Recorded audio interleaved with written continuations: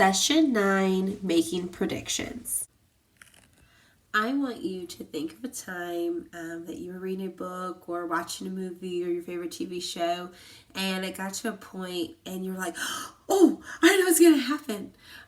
When you did that and you thought in your head, oh, this is what's going to happen next, you were making a prediction. And in this session, we're going to talk about making predictions as we read.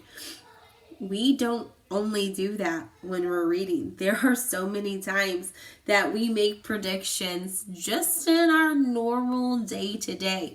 A lot of times when my husband and I are watching TV, he's like, oh, I know what's going to happen next. So-and-so is going to do this. And I'm like, shh, stop. I just want to watch the movie. I am the type of person who just wants to watch and kind of wait and see it happen. He is always trying to figure out what's going to happen next. He is that predictor. He wants to just try to figure it out before it happens.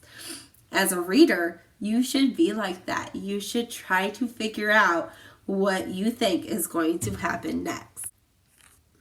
When we make predictions while we're reading, we want to think of two things.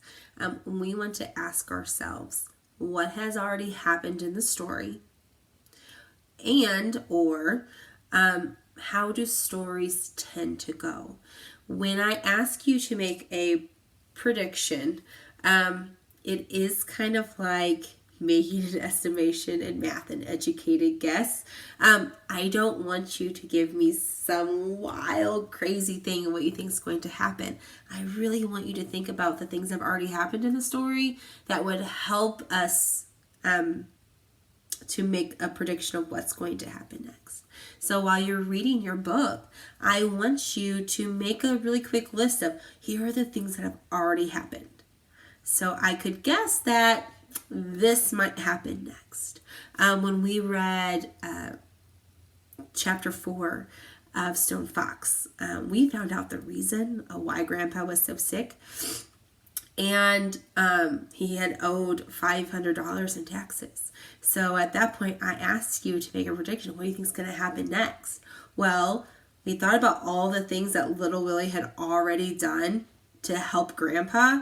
So we thought that, well, because he's already worked so hard to get Grandpa healthy again, to make that fear of losing the farm go away, he's going to keep trying, and he's going to do whatever he can to save the farm. That's a really good prediction, because based on what we already know about Little Willie, that is probably what he's going to do next.